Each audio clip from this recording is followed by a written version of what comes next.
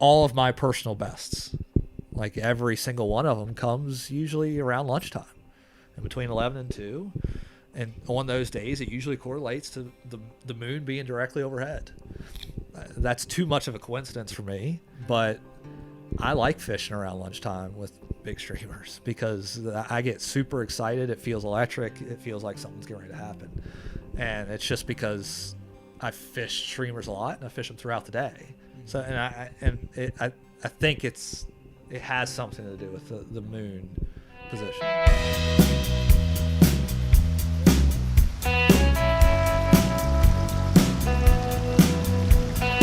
Welcome back to another episode of the Wildfly Podcast. In today's episode, our guest is my good friend CJ Lord. CJ is an incredible fisherman and probably most well known for his ability to consistently target big brown trout.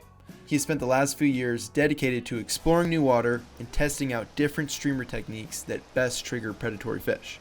In this conversation, we talk about those techniques, but more importantly, we talk about why he is using them and how he changes up tactics in different situations. We also talk about the type of water you should look for when targeting big browns and how they move around throughout the year. So if you're anyone who's looking to target bigger fish or you want to have a better grip on streamer fishing, I think you're really going to enjoy this conversation. But before we get into it, I wanted to let you guys know that we just dropped our spring apparel line on our website. We've got brand new shirts, hoodies, buffs, and much more available at www.wild-fly.com/shop. And fortunately for all of you listening to this in the first week or two, we're running a 10% discount on all of our new gear. The discount code will expire on April 23rd, so if you want to get some before then, just use the code MISTYRIDGE at checkout and you'll receive 10% off your entire order. So yeah, that's going to do it, and let's get into the conversation. We're doing some fishing this weekend up here, and we've got this little cabin, this little Airbnb that we're hanging out in, and we got in some fish today, dude. Yeah, it was nice. It's nice. Species. Yeah. Multiple species, which is always a good day. Mm-hmm. So definitely good. Yeah, we found some smallies. Even hit a carp in the face. Got a carp to eat a streamer, which is pretty crazy. A really big carp ate I was a like, streamer. Oh, massive smallie, and nope. I didn't know they were predators like that, so I guess new they are. species to target. Yeah, all you carp fishermen out there, you guys ate a 5.5 inch silver streamer. I do not understand because he ate it obviously, but like his mouth was not big enough to. Yeah, I don't understand. He ate the front hook too, so he was trying to kill it. Yeah. So exactly. I guess to start back, yeah, CJ and I, we met a couple years ago on Instagram, and CJ hit me up and was like, hey, dude, like, I'd love to, I've been doing a bunch of this, like, small streamer fishing. Would love to, link up and do some fishing. And we got to fish, and I was just so impressed by, it was like, you think you know so much about fly fishing, and then the streamer realm was, like, so out of my comfort zone, I'd say, at the time. And then you showed me something that was so unique. Yeah. But like, it's something that seems like other people would be doing. Yeah, that definitely. I just hadn't seen people doing. It's just a different way of fishing. I think some people may think it's not very technical when it can be extremely technical, just like a lot of parts of fly fishing. So, you just need to get out there and try it. That's kind of just really it. It's just you got to go out there. You got to learn how different flies are going to work with different size leaders and different types of water. Are you wading? Are you fishing from a boat? There's different tactics to all of it, and it can become quite technical, especially in the small streams, because you've got to be able to get that fly to certain spots, and you're also trying to trigger different predatory responses.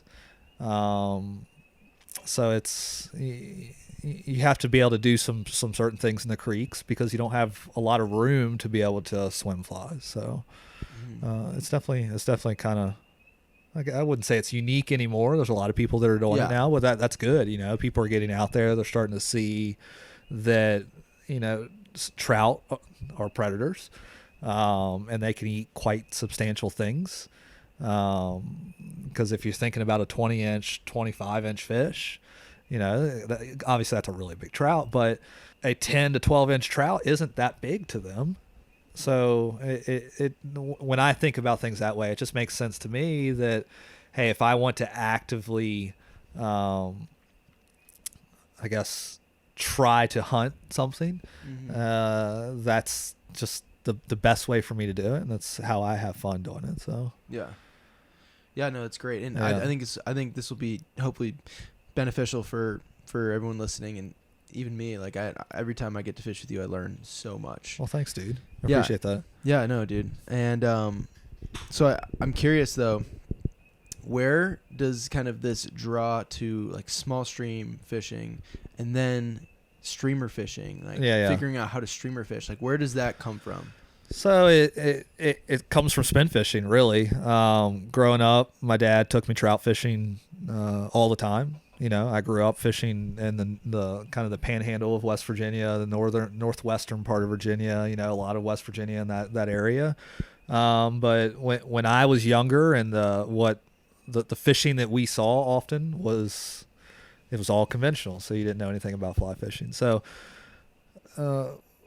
did a lot of really small stream stuff, using spinners, and I liked it, the active nature of it. Learned how to read the water, like we were talking about earlier. When we'd fish like power bait or corn or salmon eggs or like trout magnets, you're not just letting it float down. You're kind of dead drifting them, and you're picking up some of that stuff. So that's kind of where it started for me, is that, just trout fishing on conventional gear, learning how to read the water, learning how to kind of just pursue those trout. And that MEPS number 2 bladed spinner was where it was at for me. And I liked actively targeting that predatory response with them. So when I finally did get into fly fishing, it transitioned fairly easy. The casting took the longest. Mm-hmm. The tactics that you use were similar. With like when I mentioned the salmon eggs and the power bait and stuff drifting, the dead drifting. So it's not that it came naturally, but when you understood that, hey, you're like feeding these fish what they actively eat all day long, it made sense from that standpoint. And then for me, moving to streamers from using spinners, again, it just made sense for me. And I think a lot of the way that I fish on small streams with streamers today is very similar to how I fished with spinners back when I was growing up. So I just like actively targeting predators. So I think that, and then the activeness of both the conventional style and streamer fishing just did it for me. Mm-hmm. Yeah, and because you've only been fly fishing for what, like you said, 6 years? Yeah. Like yep. But have really like become a really good angler in those. Well, I think that's a questionable statement, but I appreciate it. It's time and water. I'm lucky enough to have a job and an amazing wife that allows me to. And support, I won't say allows me, sorry, love, that supports me in my, my obsession, I guess. But yeah, it's definitely interesting. Time on the water, dude. Yeah, it's time, and that's what it is. It's all time and water. So the more time that you spend out there, the more you learn, and it's just about gathering that data, trying to process it, and using it to better yourself the next time you're out. Mm-hmm. Yeah. So, something that I don't think people realize is that you live 4 hours from where we're fishing, and too far from most trout streams. You live in Raleigh, North Carolina, not in the mountains. So, how are you able to, like, what does it look like making that work, for making it up here to fish enough? Because to be fly fishing for 6 years and not live near the mountains, but like really improve, takes a lot of time. Yeah, it does. To drive. It's a lot of hoping that you've met people in the mountains that have homes, and they let you stay, hotel rooms and overnight stays. There is a part of it that where I try not to do it much anymore, but you get up at 2 or 3 in the morning. You're packing the night before, you're prepping all your food. You're trying to go to sleep like at 7 p.m. I've got 2 kids. That's like impossible. And you usually fall asleep around 10, but you got to get up at 2 or 3 to make the 4-hour drive to hopefully be here not too far after light. A lot of those days, you come out, you make the early drive, you fish all day until 2:30, 3 o'clock, and hopefully you caught something so that ride home wasn't awful. And you're not thinking the whole time. Yeah, exactly. And I think those long drives are helpful in a lot of ways, because you can kind of overanalyze the different aspects of it. And I think I've talked to you before about getting into like, why did I miss this fish today? And I used to use a longer rod. I no longer use a longer rod anymore. And when I think about those things, it's because you realize that you miss these fish because of certain aspects of the way that you're fishing, and those long ride home give you the ability to kind of figure them out and hopefully solve for them. But yeah, it's challenging going or living so far from trout water. There's no doubt about it. You have to have an obsessive like passion for doing what you are doing, and I love to do it. And when you do, you can do those crazy things like drive 4 hours one way to go trout fish, and then fish for 8, and then drive 4 hours home. It's because you love doing it. So that's typically what they look like, though. Yeah. But then you're also coming up here, and because I think oftentimes, like when you drive a ways, and you want to fish, you want to catch fish. Yeah. You're like, you want to make sure, like, I'm driving 3 hours to. I want want to go somewhere where you think you're going to catch them. Yeah, but oftentimes, now pretty much most of the time, you're streamer fishing, which, yes, it can be very effective, but also doesn't mean that you're. Could be very, very ineffective too. Yeah, it can also be very ineffective on certain days. So like.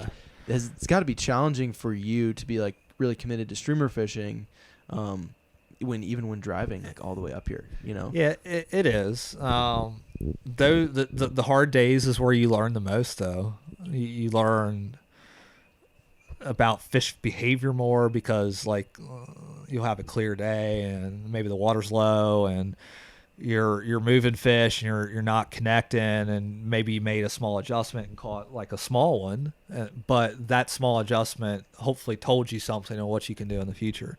Like I said, you've got to have the passion about it and be willing to have a lot of days where you don't catch anything, because a lot of days where you don't catch anything are the days that you learn a lot about the water, a lot about fish behavior, and hopefully it can make you better the next time. Mm-hmm.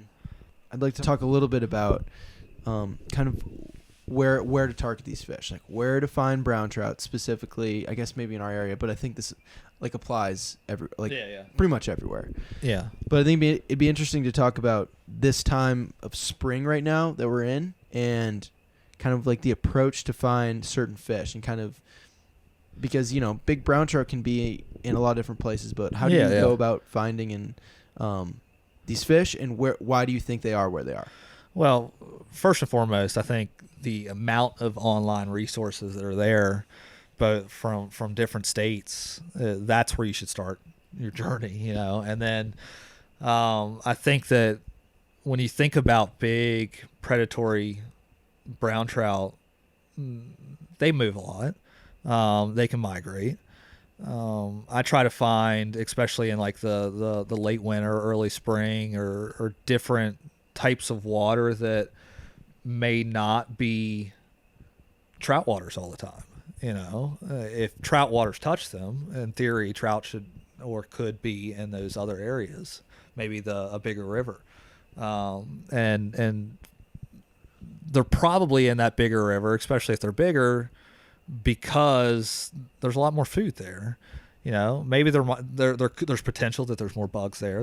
Because there's more water, but there's also a lot higher potential for there to be other bait fish. And if you're a big brown, maybe you like to eat a lot of fish too, along with a lot of bugs. So I think that when they're coming off, maybe a hard winter, they're probably moving out into some of that bigger water. to try to feed heavily, maybe to gain some weight back for whatever reason, or they're just transitioning into those. It really has to do with cold water and food, when it comes down to it. So if those are there, you got to try it. Because you don't know where they're going to be unless you go fishing at these different places. You're not going to know if they're going to be in those different systems. So start with online resources, find where they're at, and then go from there. Because if it touches a place that is known to have brown trout, in theory, everything else that touches it could potentially have it. Yeah. So like the tributaries. Check it out. Yeah. Because I think that's something that really made a lot of sense. When we first started talking about this, just like targeting fish, and like figuring out, okay, there's usually a big river system, and then there's tributaries that touch that river system, and then there's tributaries that touch those tributaries, and I think exploring, like, oftentimes you think there's only going to be big fish in those bigger creeks, but the more times that we fished around Boone, and I've messed around with a streamer, or more times we fished here together, realizing like there's big fish in these like smaller creeks. Yeah, absolutely. You got to target them with the streamer a lot of times though. And you do. I think the first hole we came up to today, we moved to decent fish, first cast. And you might not have seen that fish if you were fishing bugs. You may have caught the fish if you were fishing bugs, but you're not going to see it flash and really get a full understanding of what potential is there. And I think that's a good way to kind of gauge a new system, is take a streamer. If you are in a new system, and even if you're primarily a bug fisherman, if you take a streamer with you and you're just interested in to see, hey, what does this system potentially hold as far as fish size, take a streamer with you and just try it out. If you move a fish, you've gained data that helps you understand, is this a system worth checking out? It doesn't mean go there once and just try, like, based upon that, oh, that's how I feel about this entire system. You need to give it a few shots, give it some time, see if you move anything. Because if you're moving fish that are 15 to 18 inches, there's big enough fish in there. There's going to be 20 plus inches in there. Yeah. So brown trout, I mean, yeah, they're going to be there. Yeah. If there's brown trout around, it's inevitable that if there's enough food and there's enough cold sustaining water, that they're going to get big. Mm-hmm. So when you are going like to a new stream, what are you kind of looking for, like, right off the bat? Like, what are the key things that make, like, scream to you like this is big brown trout water or potential? I like almost flatter water. Not I'm not saying flat water, but like not as high elevation, I guess. I like the kind of the slower, like not deep. I'm not going to say deep, but like the depth with cover nearby, whether that's logs or roots and stuff like that. Ambush zones, I prefer those areas more. And I think that we've talked about this before. Like, the browns are going to be, they can be anywhere. That's the reality. Mm-hmm. They can be in riffle runs. I typically find the rainbows in the riffle runs, but brown trout, the bigger ones, in these softer pockets off to the side near some cover. And those are the money places that you like to target, or that I like to target. One thing, though, when I'm moving towards those areas is that I'm fishing everything else, though. You should always cast. You should always be casting. And stupid stuff that doesn't look like it can't even hold a fish. Because I've caught freaks out of stuff that most people are going to step into. Like the last time we fished. Yeah. It's crazy. Yeah. So and that's a perfect example of that, because it was like off to the side. It was like a riffle, and that was a big trout that was in a riffle, actually. That goes completely against everything I just said, but yeah. But that's the reality, is that they can be anywhere, and cast to it all, try it all, and kind of just go from there. Yeah. Do you think, like, really spending time on trying to, like, understand just the predatory behavior and just understand brown trout has helped with how you target and, like, how you approach different river systems? I mean, yes. And like, I guess explain maybe like as a predatory fish, what are these triggers and like why are they? I mean, I think there's different types of triggers that predators have. Is it you can trigger them? So like, let's say you're in a creek and you're casting upstream and you're bringing it down.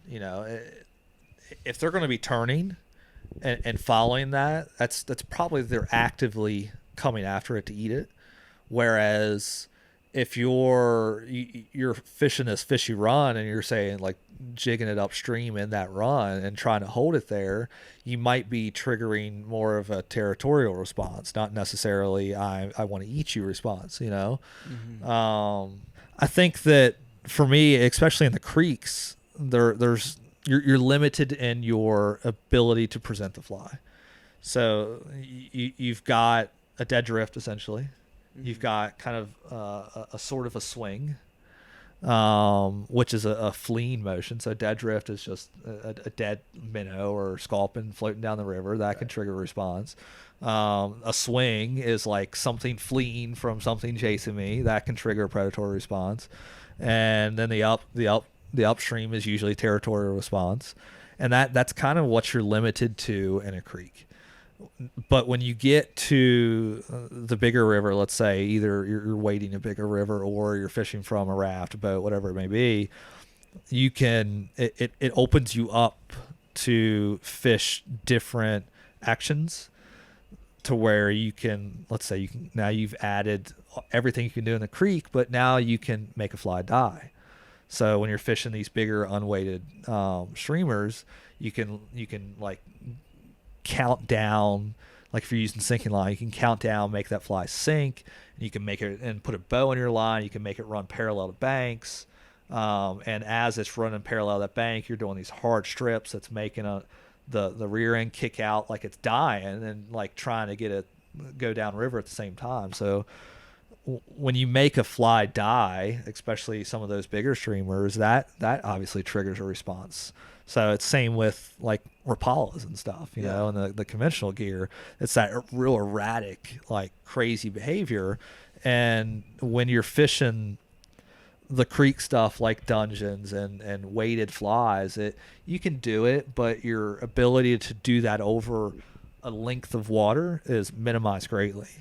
So it's important to have, I think, both aspects of that, I guess, to your streamer game is understanding when you can use those. Because like today we were targeting we're targeting predators on a bigger river, and I was able to use the unweighted flies and really, because I had the room to fish that fly in a way that I thought was going to trigger a predatory response. And that for me in that scenario and that type of water, that predatory response that I was trying to trigger was based upon a streamer coming downstream with hard strips and then stopping it and letting that rear end kick out, so it looked like a minnow was dying in the water and struggling to try to turn back upstream. So I think that that's how, you know, you can kind of that time of water helps you learn those different aspects of it, and then you can apply those to, you know, the situation that you're in, because so much of it is situational. Yeah.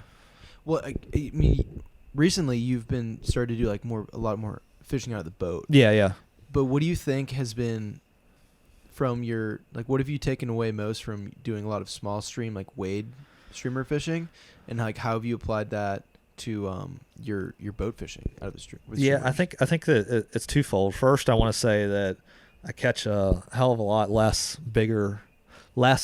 big fish from the boat, which is kind of interesting. I think it's more to do with kind of getting back to the question, is the ability to attack and really pick apart a stream versus being in a boat where you can only, you're like, oh, look at that fishy spot. I would love to be able to throw like 15 different casts in it, but I'm moving past it. I might get 2 in there. I think that's a struggle from the boat. It really does come down to being able to work the water, first and foremost. I think that things that have helped me from the creek to the boat is roll casting.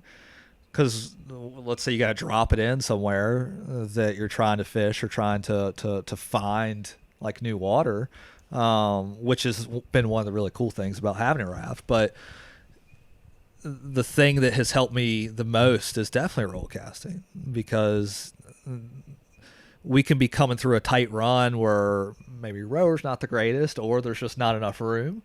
And you can just be like bam, and then like jig it 2 or 3 times, then bam, jig it through 2 or 3 times, and and you're hitting a bunch of spots in the boat that you normally wouldn't hit at that cadence in a boat. So I think that having a really strong roll cast with a number of different size streamers with my setup helps a lot. And that I think that's made me a better boat fisherman. I think vice versa though, because I have a skill set now fishing out of a boat in an entirely different way, because you've got that killing aspect of the fly, and there's such a different cadence that you can add to your strips that make the fly do so many different things, that learning that from being on the boat so much and fishing with some phenomenal streamer fishermen has made me just a better fisherman altogether, because you can then they translate back and forth. So like today we waited in the morning, and I didn't have success on the streamer and the smaller stuff, but the afternoon and we went to a bigger river, and again we're just fishing for predators. And I was, if I didn't have the boat skill set today, I don't think I would have caught, one, wouldn't have had those types of streamers. Two, wouldn't have caught, I don't think, the fish that I did catch, because I don't think I'd be able to cast the way that I can cast. And that's another thing that's helped me from fishing from a boat so much, is the ability to cast at distance repetitively 6 inches from a bank. All the time, and just pray that you're rewarded for good casts. There's a lot more to that, but because I'm a firm believer that working your fly or fishing your fly has a lot to do with your success with catching the fish too. Because I think that you can get stuck in a rhythm, and I think we all can, and that rhythmic strip, I think can be the death of your day. You need to be trying, and this applies to both, in my opinion. You need to be trying different cadences, different strengths in which you are stripping, because I can pull like little itty bitty strips and just make it like dance a little bit, and then I can do hard abrupt stops. I'm like, stop it as fast as you can, and that'll make that fly do all kinds of crazy stuff, especially Tiny Dancer, the Double Deceiver, any of those kind of weightless 2-hook platform flies that are about 5 or 6 inches, they kind of swim that way. So if you're able to learn how to get those different cadences with your fly, that can make you more successful too. So I think those are some things that I've learned that have helped me. Like stuff waiting has definitely helped me from the boat. Stuff from the boat has definitely helped me from waiting, and it's made me learn a lot more about the flies that I use too. Yeah. So much so that there are certain flies that I like to fish with a certain length of leader, to where there is like a 6-inch leeway to where it fishes really well, or it fishes or like not at all. Like it's a completely different fly, like tiny, especially a Tiny Dancer. There is a sweet spot for that fly that makes it dive and go crazy. If you're too long, it'll float. If you're too short, it'll float, because it's got the foam diver head. Just like finding that in between. Finding that, but you don't find that unless you fish it. So if you fish this one time and you're like, that thing is crazy looking, that's not going to catch trout, it doesn't. Don't buy it. Yeah. That's not a good one. But you heard it here first, folks. Don't buy it. But if you fished it with the wrong size leader and never gave it a chance, you're not going to fish it anymore. and that's one of my favorite flies to fish. Yeah. It catches fish. It doesn't matter what the species are. But you get that it's all. I think it is everything is time and water. Mm-hmm. So yeah, because I mean, just these different cadences of your stripping Mm-hmm. patterns or your just movement of the fly. I mean, you've probably figured out from just just being on the water. yeah, And testing things out. and it's a hard, I guess, question to answer if you were asked like, well, what would be like your primary stripping way? I think it's situational as the retrieve is occurring, in my opinion, because maybe you're passing a rock or maybe you're putting a big bow in your line because you want it to follow a ledge. You know, you see that ledge, you make a great cast, you wait 2 or 3 seconds and let that water take a big bow in your line, so you're almost swinging it. But if you get a big enough bow, that streamer will swim straight downstream, and that can trigger some pretty vicious predatory responses from multiple species. So doing those different things just helps. Yeah.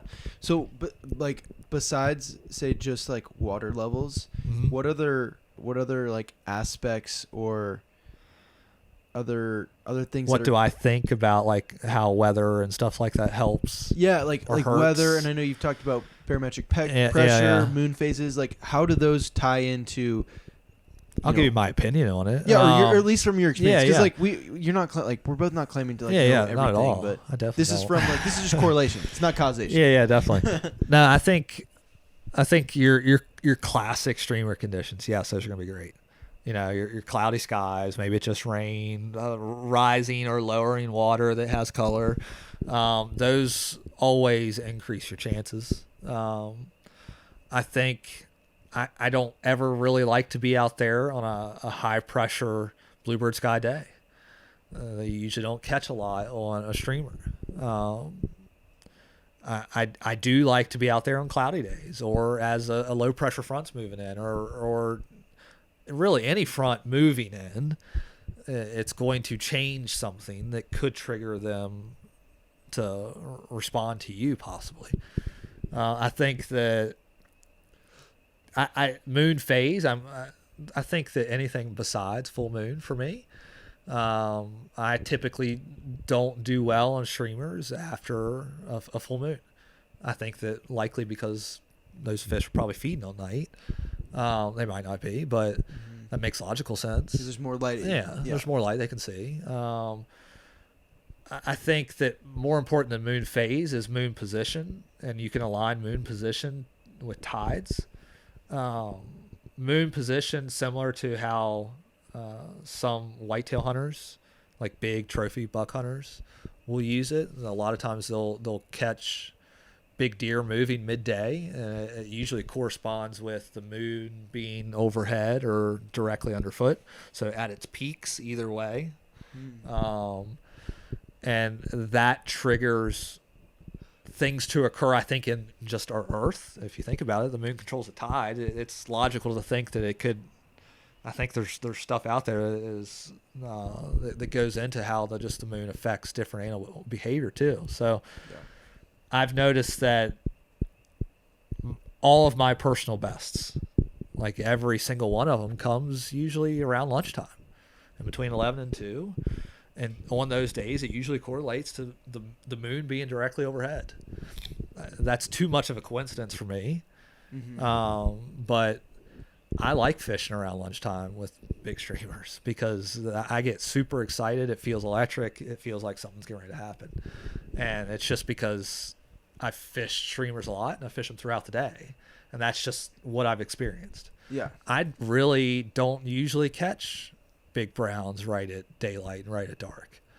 I think that in some ways, yes, you do increase your chances to hook up to a fish with a streamer, not necessarily a giant fish though. That's not been my experience though. Right. You know, all of mine usually come midday. So, and I think it has something to do with the moon position. Barometric pressure, again, that's fronts.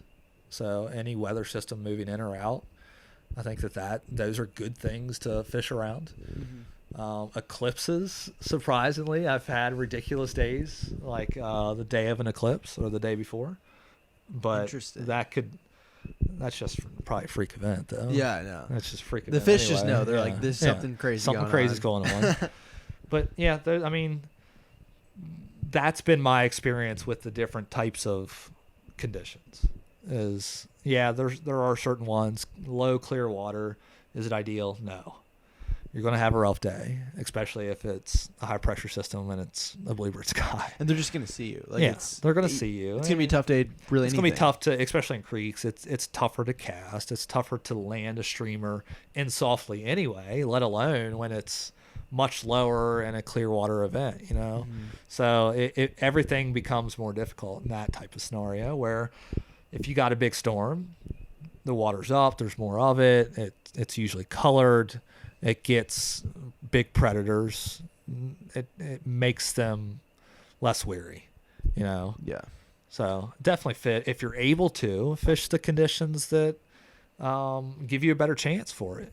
Let's say you don't want to dedicate a bunch of time to streamer fishing. Well, then have streamers with you that fit your understanding of streamer fishing that you have confidence in, and just fish those conditions when they're presented. Don't go all out and just do it all the time. I think that starting step by step, starting small. Yeah. Give it a try, and then each time you go out, maybe try a little bit more. Yeah. Maybe you're going to be a more well-rounded, successful fisherman if you can fish dries, nymphs, and streamers. I think that, and you're going to be successful at catching big fish that way too. You can catch them all three ways. If you're not into streamer fishing, use them to find big fish streams, and then fish your bugs there. I think that can be helpful too. Yeah. So for people who maybe, let's say, don't have the biggest, maybe they don't have a sink tip rig, 8-weight, big rod. What's a good starting point for people who maybe just want to kind of start dabbling in it and start figuring, and maybe just go to their local creek and just start messing around? First and foremost, I mean, creeks you usually have to use weighted flies, something with a cone head, something with dumbbell eyes, something with weight, so you don't have to worry about buying a sinking line. If your streamers still aren't getting down, use a split shot. It's at the end of the day, it doesn't matter if you can cast it where you need to with a split shot to get it down. It's going to get it down where you need it to be if that's the situation or the thing that you're trying to achieve is depth. Mm-hmm. If you that's the most basic thing. Get some mini dungeons, in olive if you want to get super basic, or olive woolly buggers, stuff like that. Normal nymphs. Yeah, normal nymphs. and then just try it. You can try it with floating line. Mm. Just see what it does. See how it reacts, and adjust as necessary. Then to step it up, get a poly leader. You can buy poly leaders. Those are the sink ones, yeah, those right? are the sinky ones, and that'll add a little bit of depth to you. It's not going to be as pleasant to cast at any distance, but you can still do it. Mm. It'll still work for creeks. If you don't want to do either of those, just thinner diameter tippet and just give it more time, tightline it more. Yeah. So there's different things you can do to, at a very basic level, just get into it and try it when you see that those conditions are right. Like maybe you're out there and you're having a good day on the bugs and a storm comes through and you've got time left. But the water is colored. I just watched your video the other day, and you said that was muddy. I was like, man, it looks fantastic. Yeah. I was like, I would have just stayed there all day. No, but I had the streamer rod in the car. I just didn't bring it out. That type of scenario is when maybe you should bring the streamer out and go try it. Because you're just with anything, it's just going to be a just learning experience if you don't catch anything. But there's an opportunity that you could catch the biggest fish of your life. Yeah. So what do you think about fishing on rainy days? I love it. I think it gives you a huge advantage for a number of the conditional reasons we just talked about, and you get the added advantage that it's almost camouflage for you if you're waiting. it makes things just a bit easier.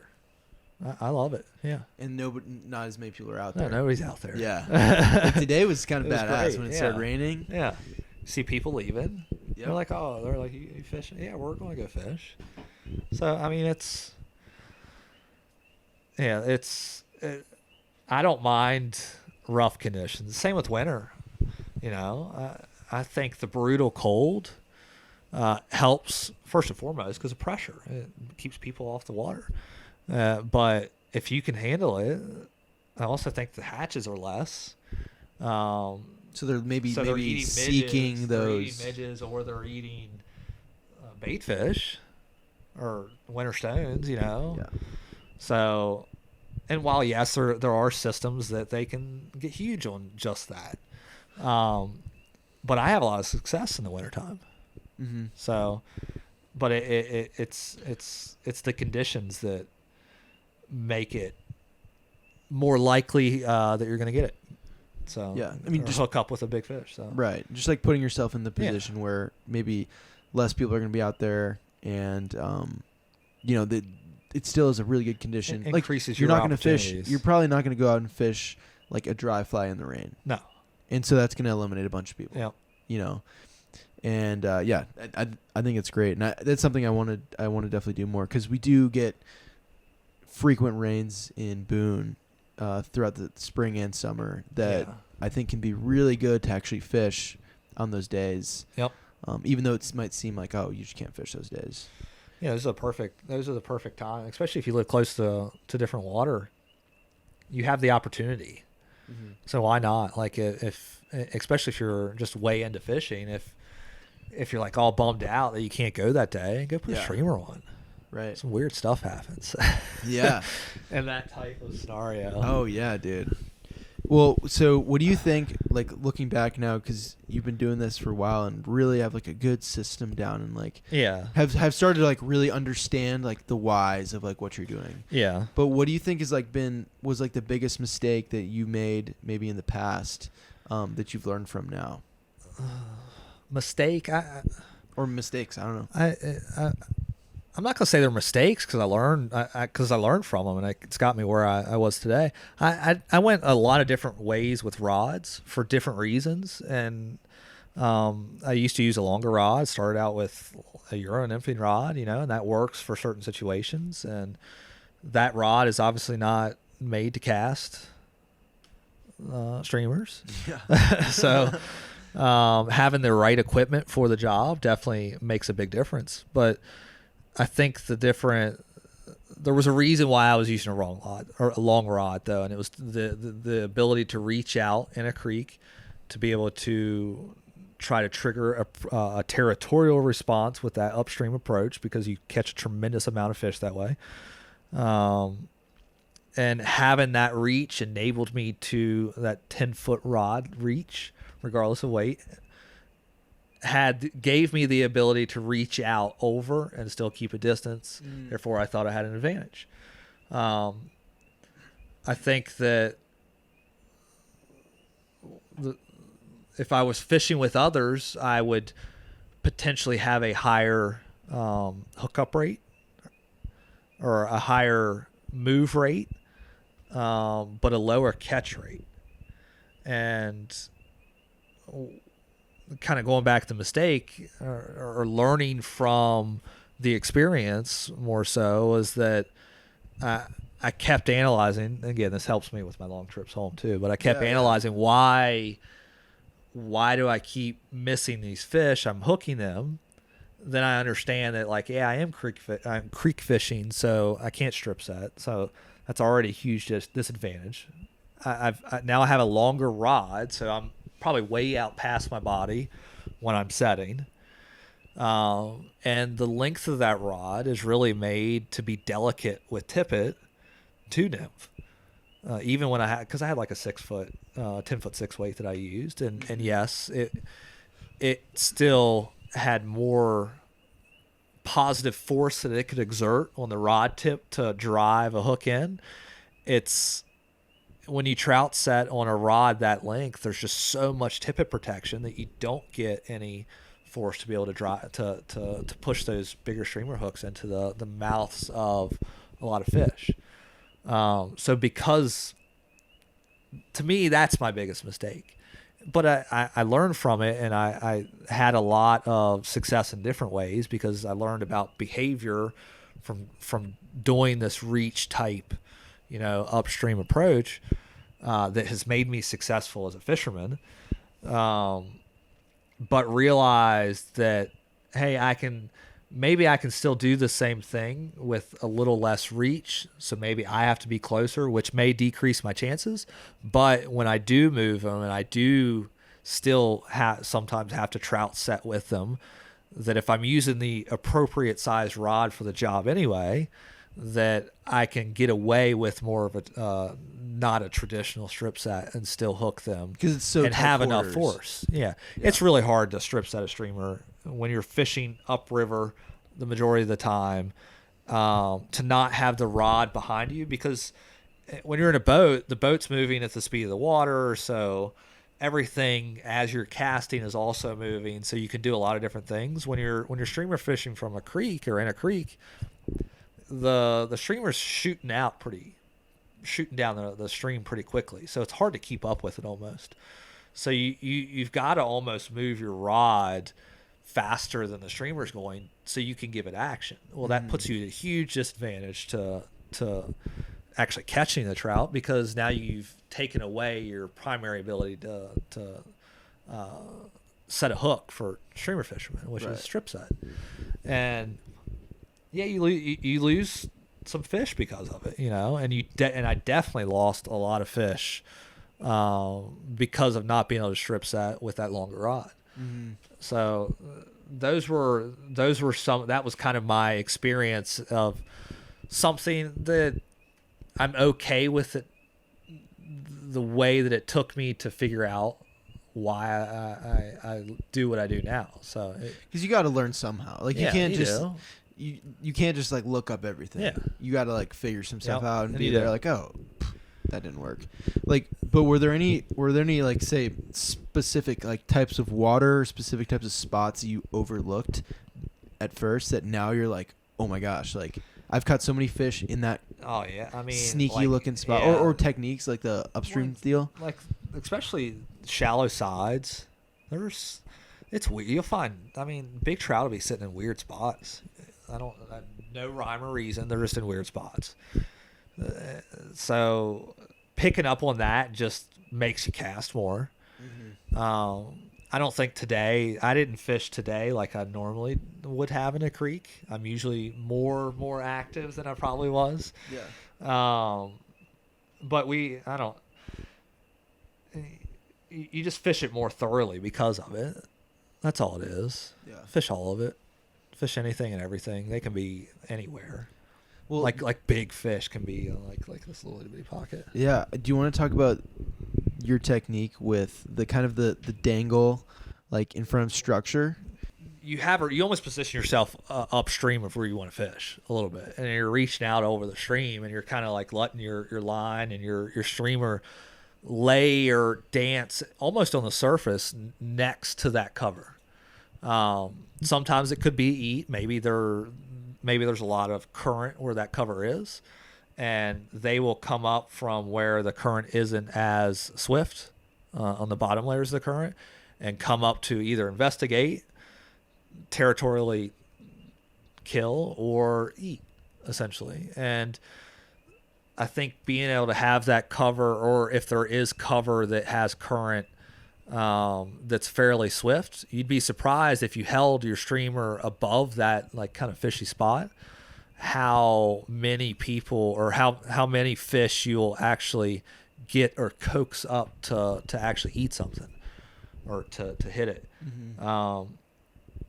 I think the majority of the time, I think it is territorial, but again, it's something that I do often and almost in every run I go to now. I fish it like traditionally from downstream, and I'll dead drift it maybe once, and I'll swing it a few times in the fishy parts of the runs, and then you better believe that every time I pass one that looks like it probably should hold a trout and I didn't catch anything, then I'm going to almost flip it downriver and then kind of bring it upstream, almost on the surface, not quite skittering on the surface, but right there. You can see it. And when they eat, it's visual. Probably lose your shit. It's visual. Yes. It is alarming how many of them will do it, and it is crazy to see a 23, 24-inch brown trout come out of nowhere in a spot that was questionable probably anyway, and they'll fully, like, great white, like, breach the surface coming after stuff. Dude. And they'll miss. Straight up whiff. And you're like, you're an apex predator. What just happened? Why did that occur? And why are you not in my net? Oh my God.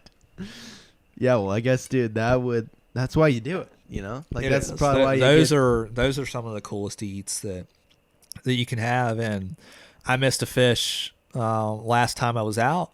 It was probably a 23 or 24-inch female. I know she was a female because she did cut. That's exactly what I just said is exactly what happened. She completely jumped out of the water after the streamer.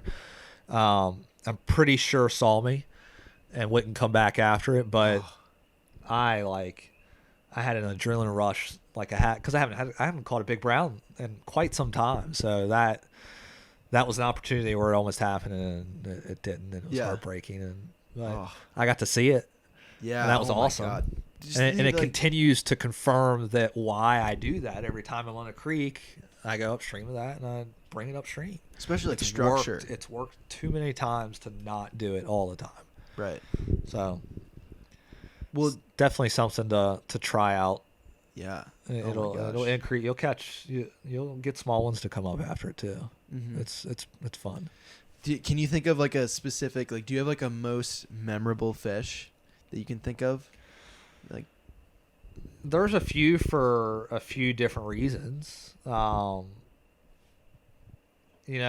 always ones with my dad to where, we started fly fishing together. So we've got some really good fish together. We had a Father's Day where we both caught rainbows like at the same time. And we've got a picture together of that. So those are pretty cool. I've got ones with friends. My first big kind of boom brown was a pretty cool experience. It happened right after a big rain, and with Ben, and then EJ last year, I caught my personal best, and that.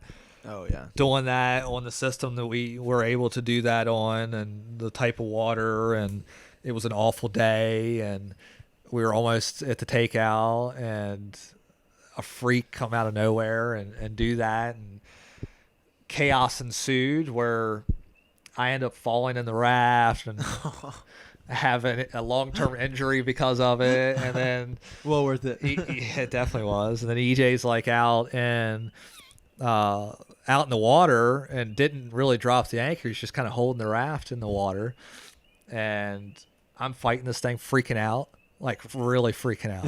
Yeah. And then when I fall is when it actually my line wrapped around the oar.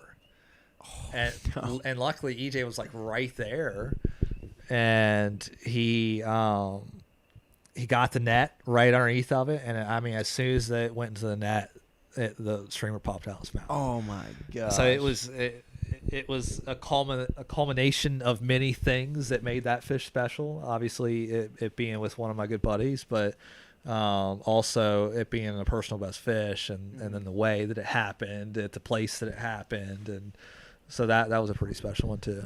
There's something about like the shared experience of fly fishing. There is, I think, and I'm gonna keep going though. But like my kids, their first fish on the fly, was incredible as well. Oh my wife, even though she doesn't like it, but she caught one on the fly, and that was cool. We had an awesome time on that trip. But there's a bunch of really memorable ones, and they're all for different reasons. So Yeah. So. No, I love that, dude. And it's not always just the biggest. No, it's not. There's like certain things. Well, I mean, one of the first times that we streamer, it was early on in our relationship. You're probably like, who's this dude talking crazy stuff about these streamers? and what I'd been showing you that day actually happened. So that's a memorable, That's know, right. and that was a big fish. It's right at the end of the day. And it was right. It was 20 on the dot. I remember that fish like it was yesterday. What it looked like, I know the exact hole. I fished that hole every time I'm on that creek just to check if there's another one in there. I think I like blacked out. Like I like saw the eat, and then I just blacked out. And the fish was in the net. It was good. I was like, "What just happened? This is awesome. This is not real." Too. What? It's the same thing that happened today. Yes. Yeah.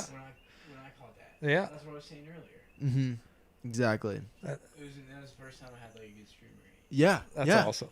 It was visual. That's why I said that. I was like, fuck. Oh my! I know. Yeah, dude. especially when you get a good one, it's visual, or you get a good one and it's because you were trying something new. Yeah. And that's when it makes it really cool. Because it gives you like the confidence then to go on to the next thing. Because you're like you weren't really sure. You're like, I don't know about the streamer thing. Like it's I've heard about it or this and that, but then like you find some success on like one thing. You're like, oh my gosh. Yeah. So then you go try it again. Yeah. The reason and this is kind of one of the reasons why I'm way into it, is that you're not passively feeding fish. You're actively trying to get them to have a predatory response. And I have fun with bug fishing. They're and beyond popular belief, yes, I do use the bugs. CJ does. There apparently is now video proof of that. But I don't use them much. I use them when absolutely necessary, or if there's like a great hatch, or maybe I just don't want to streamer fish that day. Yes, I primarily do streamer fish, but I'll get them out. I think it's good to switch it up every now and then. So, well, before we go into the questions, I want to talk a little bit. Like I told you, whenever I get to talk with people who kind of know what they're doing with the camera, it's with the camera. I was about to say it's always I don't fun. know what I'm doing. But the camera is questionable too. Yeah, I appreciate the compliment. Yeah, well, that's what's really cool is you're not only catching really big fish, you've been able to catch a lot of really big fish, but you also been able to photograph them in a really unique way, but also by yourself. Yeah. Like some really high quality photos. Thanks, man. So tell me how that started, and because a lot of it you were just fishing solo, so you had to figure out a way to take photos by yourself. Yeah, I'm probably into photography because my wife's a photographer. I enjoy taking pictures. I used to, and I'm going to go kind of completely off topic for a second, go for and then we'll come back. I used to be into cars a lot, and I had like this, fixed up Volkswagen. It was a Mark III GTI. I had a lot of stuff done to it. We used to love to go to shows and take extremely high quality pictures of our cars. And it's just something that I enjoyed doing. It was cool, different people's perspectives when they had like full frame cameras to see that quality and like these different cool spots. It was something that I enjoyed. Mm-hmm. So photography's always been like a thing that I was into in some way. And then naturally, because my wife is a photographer, we could have conversations about different things like, hey, I want to bring, because I do enjoy photography, I want to bring that to fly fishing, and I want to be able to take, because these fish are incredible looking. They're some of the prettiest fish in the world. So especially when you see high quality photos of them, it's pretty cool because you didn't see that often, so I started trying to research like what's the best tripod to get and what's the best camera. But if I buy a camera, how do I then see myself? And there was so much out there too, because you're like, well, because you have to think about, well, what if you drop it in the river and you just paid a bunch of money for a camera? So should I get a GoPro? And GoPros didn't have screens on the front that you can see yourself back then, So it was just a lot of research, I wanted the ability to, because I did fish by myself, to go to these remote places. still have high quality photos, and kind of just take an inventory of, the beautiful things that I was being able to see by myself. So that's kind of how I got into it. I think that the new GoPros will probably help people out now. Yeah. But there are other cheaper alternatives. You can absolutely use your phone. Phones are getting so ridiculous now that just get yourself a little tripod in your iPhone or your Galaxy, whatever you're Get you using. some rocks. Yeah, or get you Put some 'em rocks on. and just put them on there. Most of our phones have a self-shooting setting that you can say shoot, Yeah. and then you can bring it up. So, yeah, I think that because of those things, it was just it was an important part for me of just being out there. So Yeah, because you started out with what, just like a little point and shoot in like a tripod. yeah, it was like an self timer. Canon M6 or M10 and it was like one of the only Canons that had like a screen that completely flipped to where you could. It was like a early vlogging camera or something, but it could take stills. And I think a lot of people don't realize that with a lot of new cameras, you can set continuous high. You can take a lot of pictures really quickly while keeping the fish, really safe and only lifting them out really quite literally very minimal. You can lift a fish out and down and really get like 15, 20 shots now with cameras, Right. and that's all you're doing is you're quite literally lifting them up. Getting it set up beforehand because there's touch, you set your aperture, your ISO, or shooting auto if you're starting out. If you've got a camera like that, hold your hand up, tap the screen where your hand is to get it to zoom there, and just get really good at lifting that fish to that specific spot. And first and foremost, care about the fish. Do it twice. And then if you didn't get shot, you didn't get shot. Who cares? Yep. It's not about that. It's great if you have that, but it's not about that, So if you got it, awesome, cool. If you didn't, you still experienced it. You've got a blurry ass picture of it, so you can still show your friends. and you got to let them go, knowing that fish went back. Yeah. And was fine. So. There's absolutely a right way that you can do it by yourself, and that's how I was able to do it. Yeah, I think it's something that is really important that people should always be considering. Anyone who's taking photos, anyone who's taking videos of fishing, especially or just of your fish when you're fishing, because you do want to be very cognizant of your impact, the fish. Yeah, and it's got to be quick, and that's why, dude, I feel like doing when you get the fish to the net when I'm filming, it's just like, all right, game time. Yep. Let's get these shots really quick and Yep. we can release the fish, because it's important to have that in the back of your mind. less because, stress. Yeah, and also I think one of the cool things that you've shown me is sticking the net into the bank on the side, and so you can still keep the fish in the water while you maybe you're setting up your camera really quick. Or that's almost. I wish we had Brady's nets in here so you could. You guys probably could show it with the couch almost. Yeah, pretty much. You can do it with any net that has a net handle that is of any size, but you kind of just get your knee and you put it on the basket and you kind of jam it in and then push your knee into the ground. You just push the handle almost directly into the embankment, and if your handle's long enough, it'll support the weight of a confirmed 26-inch brown trout. Yeah. So it'll do it, and if your basket's deep enough, then it'll just hold it there, and they're in the water. You can go do whatever. You can go get your camera ready. You still obviously want to do it quickly as you can, because it's the stress. It's not necessarily the mishandling. It's they're in a stressful situation that they don't need to be in. So get your stuff done, but now you're not fumbling with them potentially holding the net out of water, trying to get your stuff ready. You've got a net that's secure. Your fish is going to be fine. it's not going to get away, so you can still take a photo.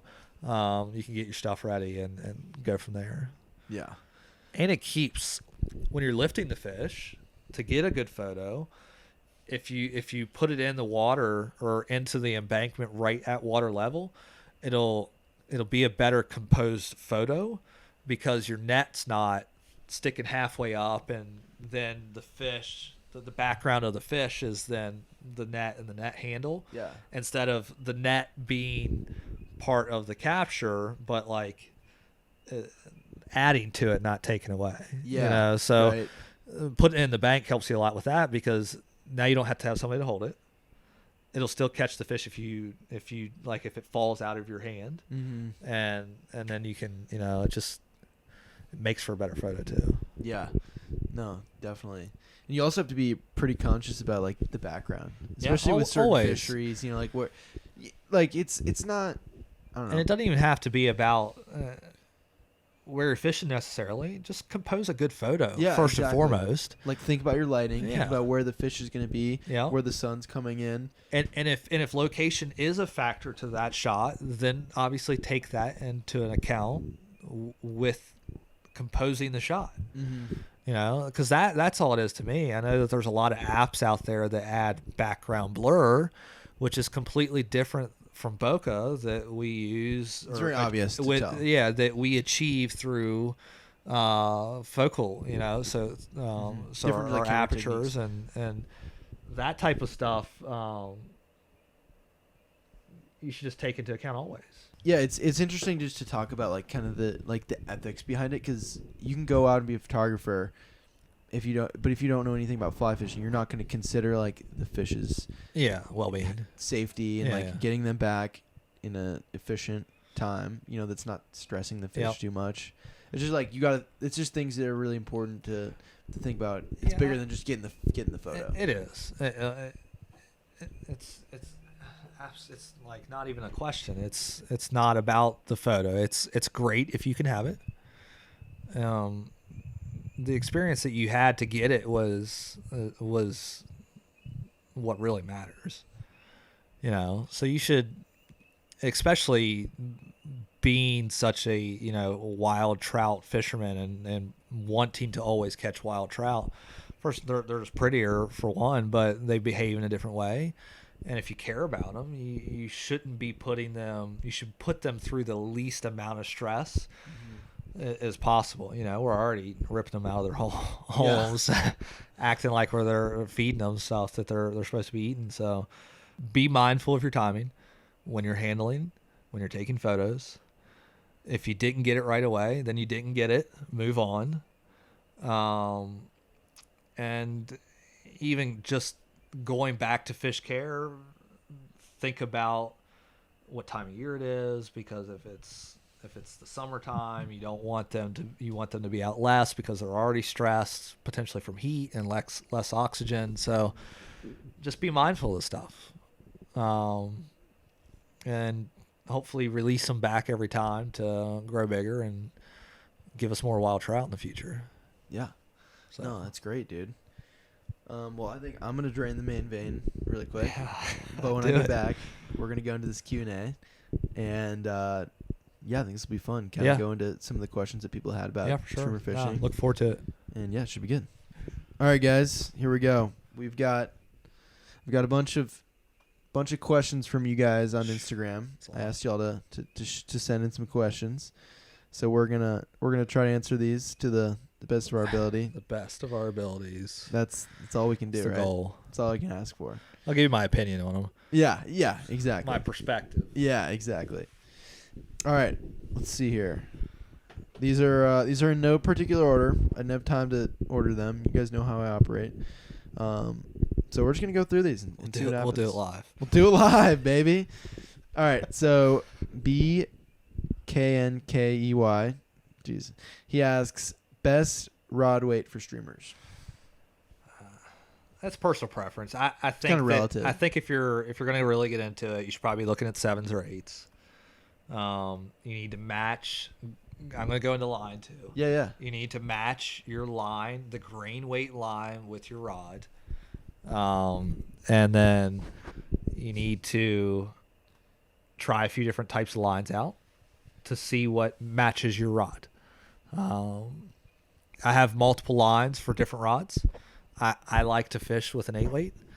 I like to fish with specifically a Helios 3F and a Helios 3D. And my 3D, I have it set up with an Airflow shovel head and a 330 grain. It casts it wonderfully, and it gets the flies down really deep, really fast.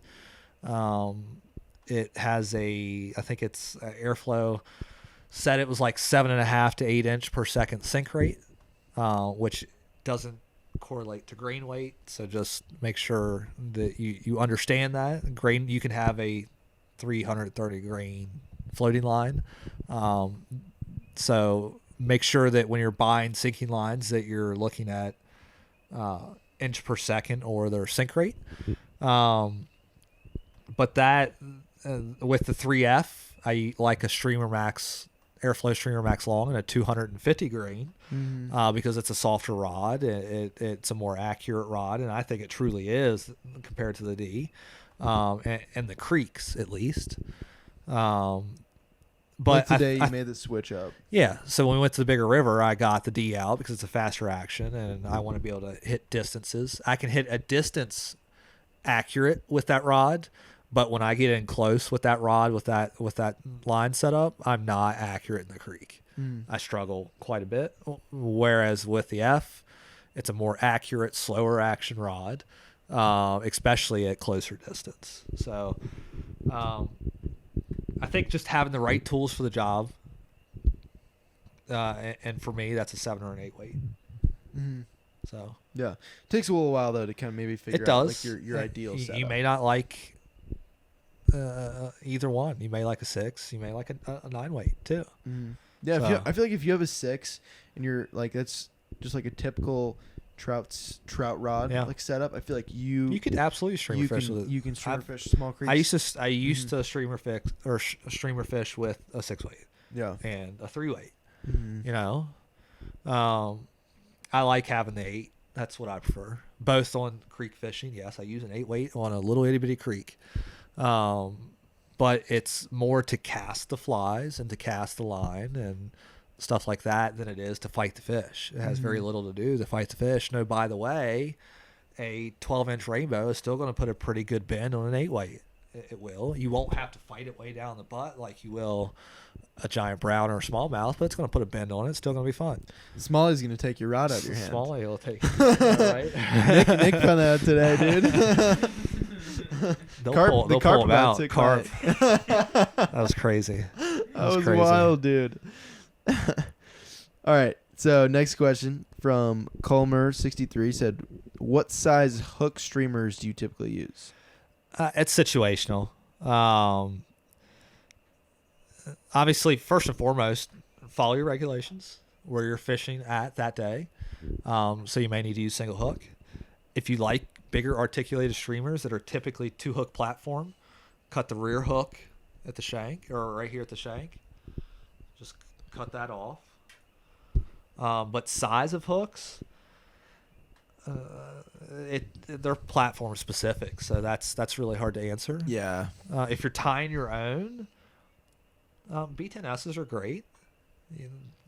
They come in a line of sizes, so I think those are good hooks. Arex makes some really good hooks.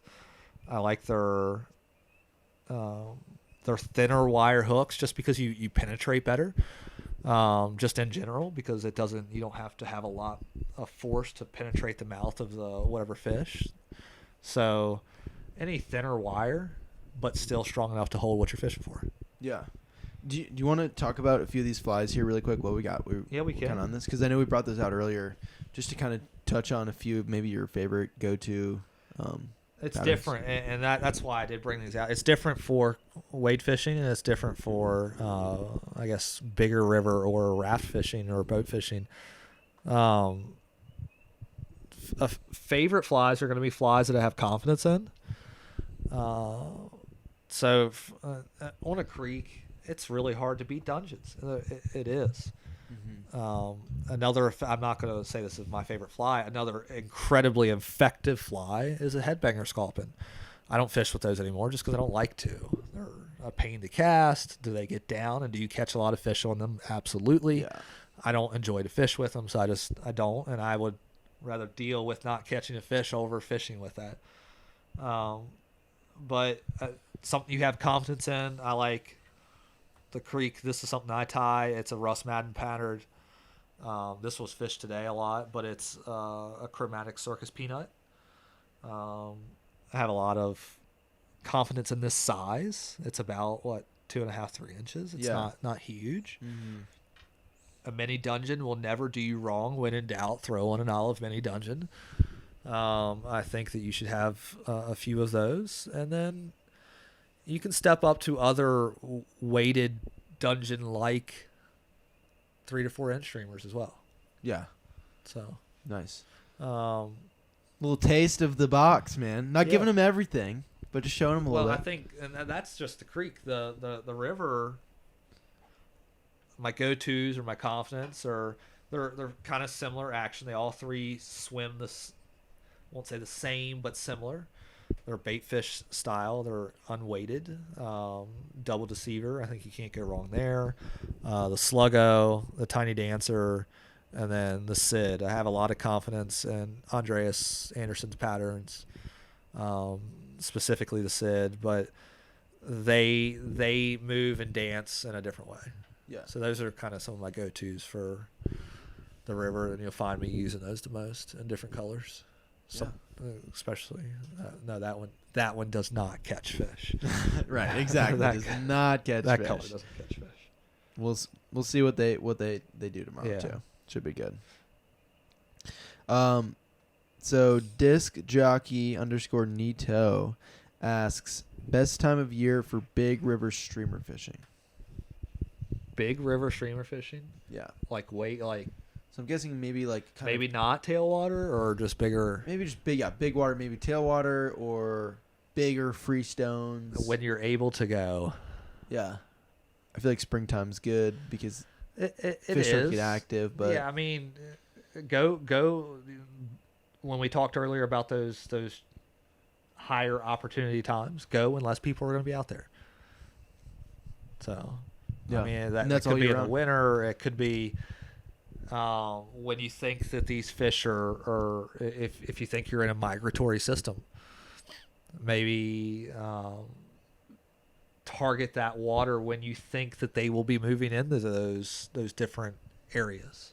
You know, maybe the fall is a better time because you can catch them coming into a system, maybe to get ready for spawn, or after winter and early spring where they're just kind of everywhere and they're just feeding heavy.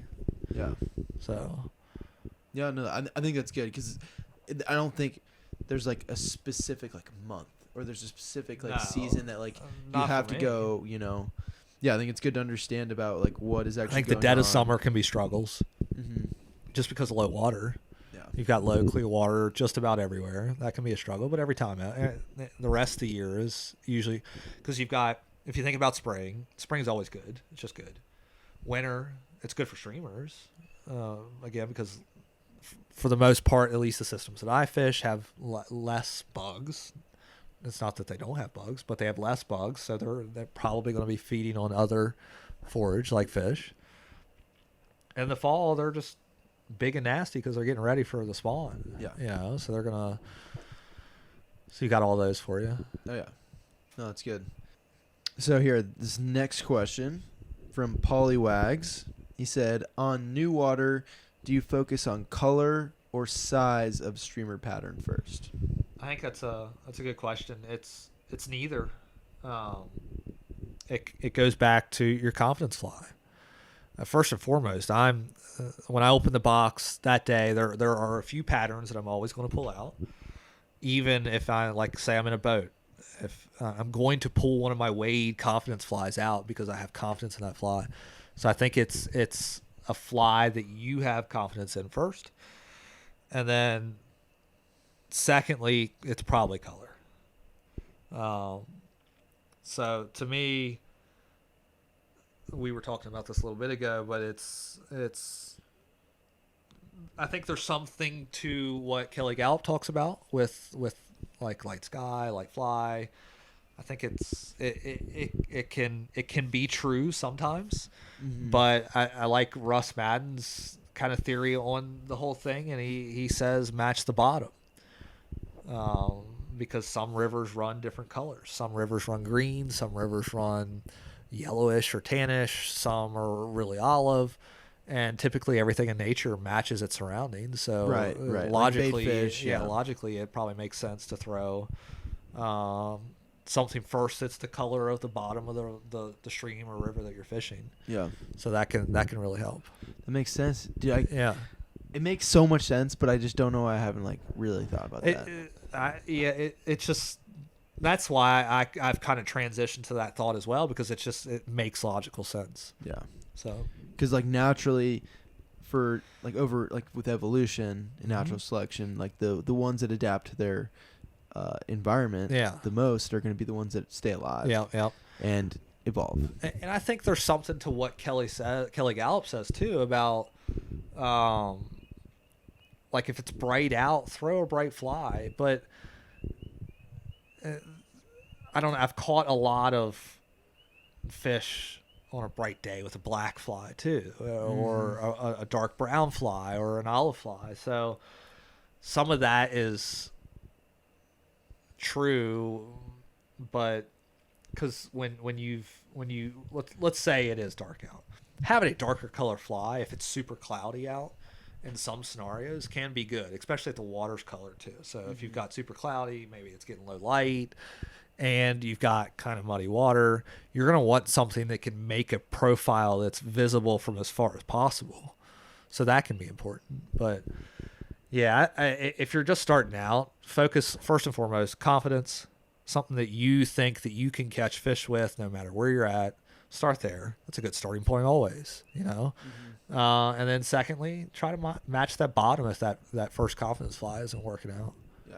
And then get weird after that. Yeah. Just get weird. You just gotta get weird. There you go. Yeah, just put something on that you're like, there's no way this is going to work, Yeah. and just see what happens. Dude, I love it. Yeah, there you go. All right, so this next question from Michael Ryan 29. He said, "Do you retrieve your streamer upstream or downstream? How to get to the?" And then he also asks how to get to the bottom of deep holes. Both, and you don't. Next question. Next question. There you go. You don't get to the bottom of deep holes unless you're fishing like You don't. A headbanger, split shot, and a really long leader. And then you're not going to catch anything because if they're down there, they're not actively eating. yeah, right. They're sipping midges, dude. So this next one, I know you talked about your biggest mistake or some mistakes earlier. Yeah. But from Brandon JV, he asks, "What's the top streamer mistake you see other anglers do the most?" So maybe me. I mean, we can all work on our strip set. That's not really I think it's the rhythmic cadence. And it's not necessarily a mistake. It's just the more time of water you realize that the more things that you can do to the streamer to make it swim in a different way can trigger responses. So you switch it up more. It's the rhythmic response always never changing. Always constant. Nature's not like that. So that to me, it's not like I'm like, oh, this dude can't fish because he's stripping that way. You're still gonna catch fish. I would do it differently. That's all. Yeah. Yeah. Just maybe be like more conscious Be active. Switch of it up. switching it up. That's all. Until it is. you find something that maybe catches that day, and that's like the do multiple things because you're actively again trying to trigger a response. So do things that are different. Because if you're doing something the same thing all day and you haven't moved to fish, well, change something. Yeah. That's a variable that you can change. Split Rich 83 asks, "Can you shave the mustache and use it for hackles on a fly?" Gee, I don't know, man. We could probably take some from your beard. Well, anytime, like I was just telling you, I trimmed it significantly, and Just I could have surprising. used all of that. Yeah. There was a lot Yeah. Dude, that'd be funny. That'd be with hilarious. the mustache. I could when I trim the mustache, yeah, but the mustache isn't coming off. No. Gotta rock the stash. Yeah, and I'm not working Oh, with a whole no. lot, so You gotta- I you gotta gotta keep start all I getting it out there. can get, you know. Yeah. So maybe not. Okay, so Lobster Productions. This guy might be from Maine, but he asks, "What's your favorite stripping, swinging, or dead drift?" It's situational. You can do them practically in the same cast, you know. Right. Because I can dead drift it, and then at the bottom of the dead drift, swing it, and then bring it upstream right after it. Right. So I think you should do all of them. I don't have the one that worked. I don't think I have a favorite. Yeah. What is there? Is I don't know. is there a specific one that like, is there a way that I would like to receive or to catch a fish on a streamer? Yeah, maybe that. It would be like a 60-foot cast where I can see it chasing, and then at the last minute, And just- I can't see it anymore, so I can actually catch it. Yeah. So I can actually like strip set on it and not Yep. pull it away from him. Yep. There you go. Yeah, that's how I'd want it. Yeah. Yeah, exactly. Seeing the chase and then them actually eating is Mhm. pretty cool. Nice. And that doesn't happen all the time. They'll chase a lot. This next one, Jolly Beat says, "How shallow would you throw streamers, and does the beard help?" Big question. I don't know about the beard, but helping. But I think that, like I said, you should try to fish everywhere, even if it doesn't look like it can hold a trout, because there's some deceptively, I guess, deep, shallow spots to where they could just be. Mm-hmm. If it's deep enough to hold a trout's body, then try it. Yeah. Yeah, I don't think there is too shallow. Mm-hmm. I mean, there obviously is too shallow, but But it's you like could go pretty shallow. We'll say you that. can see the rocks. Yeah. There's no fish. Don't Yeah. like. Just go ahead and cast. Yeah. Just- Exactly. Just try it. So this next one from Will Bless. I guess we kind of maybe touched on this, but we can go into this one. He says advice on stripping retrieval techniques, and then he says how fast or slow when to vary speed, etc. Yeah, it's the situational time on water thing, and so much of it is. You're going to figure out the more you fish what you can do in the type of water that you're in, and you need to use the flies that can help you achieve what you're trying to achieve for that specific type of water. So it's too situational to give like really an answer, to be honest with you. You just have to keep trying things until you find something that worked, and if that worked, try that thing again that day and see if it keeps working.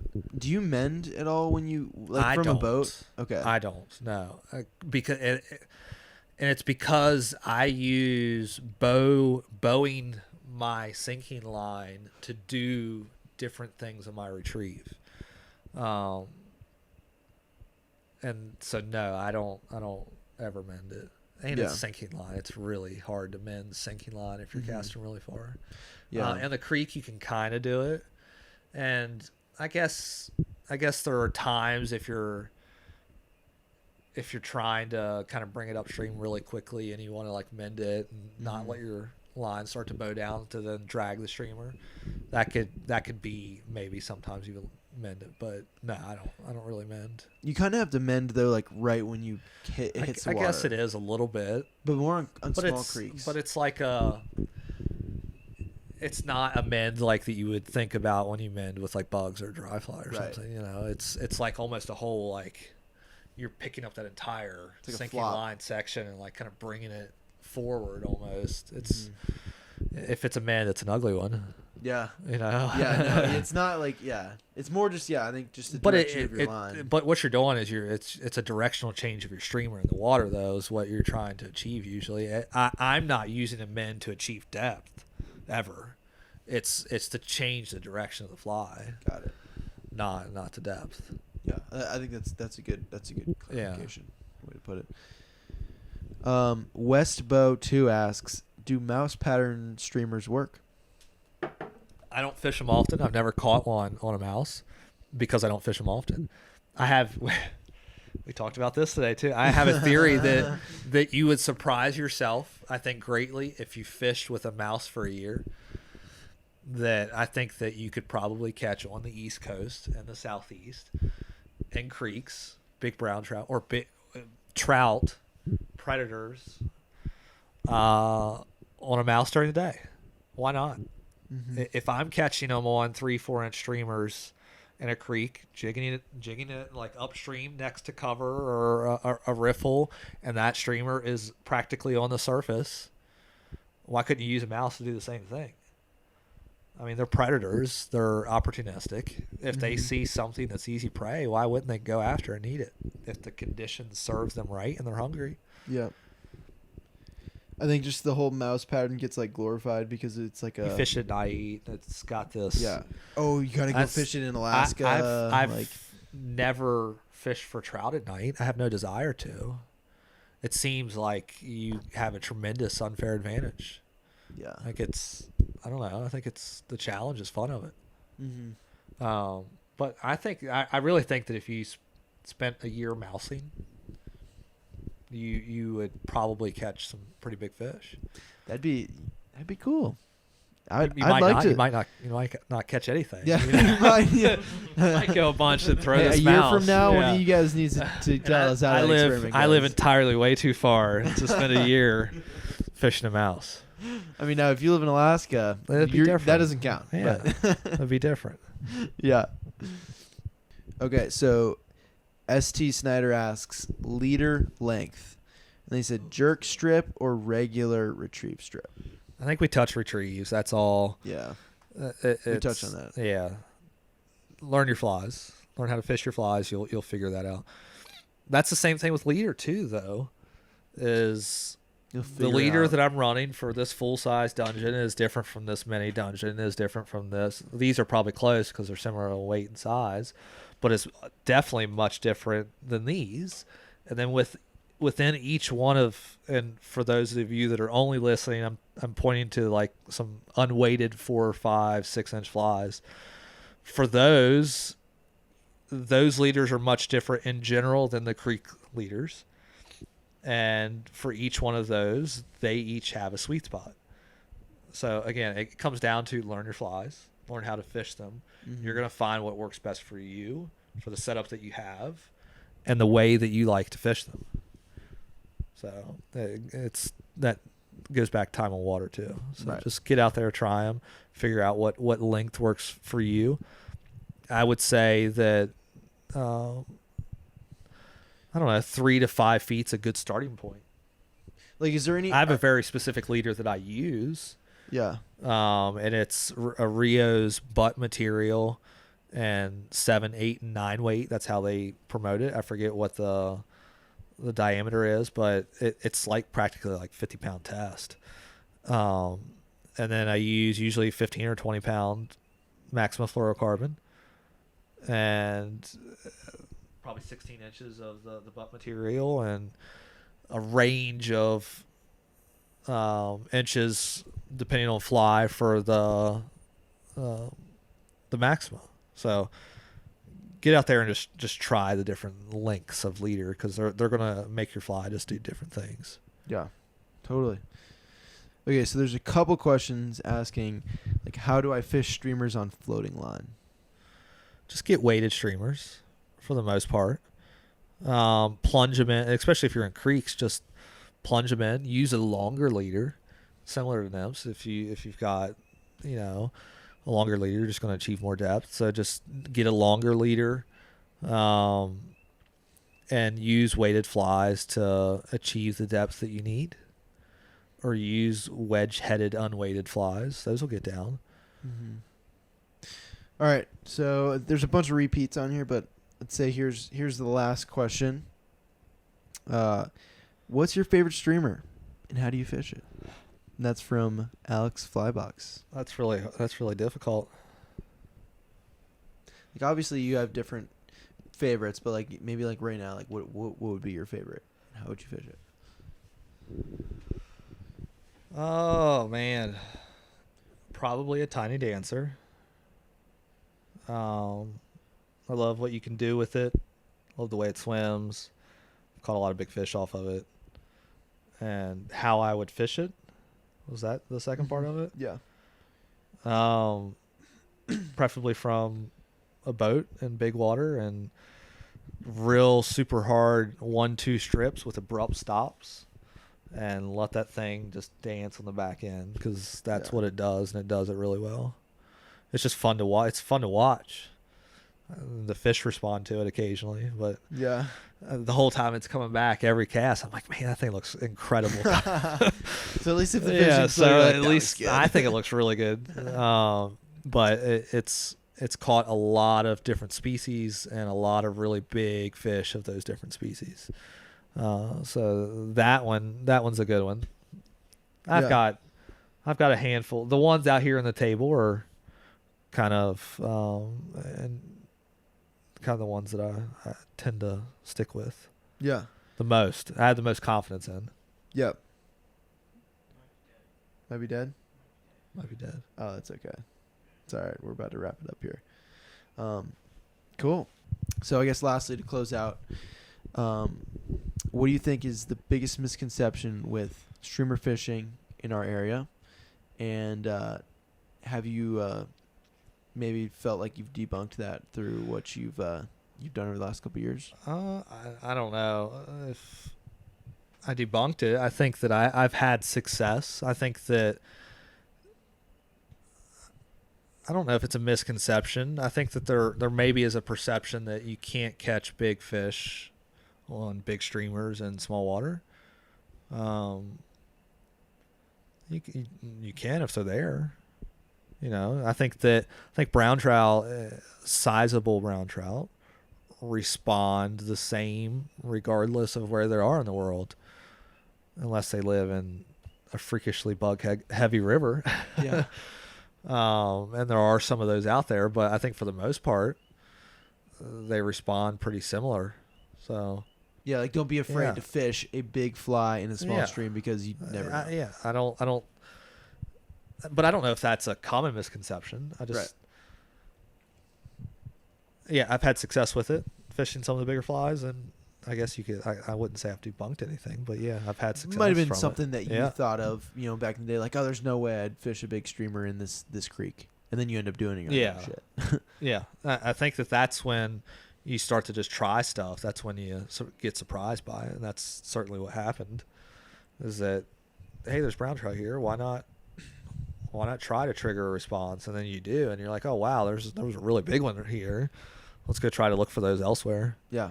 So that's the fun part of it too. Mm-hmm. Sweet, dude. Yeah.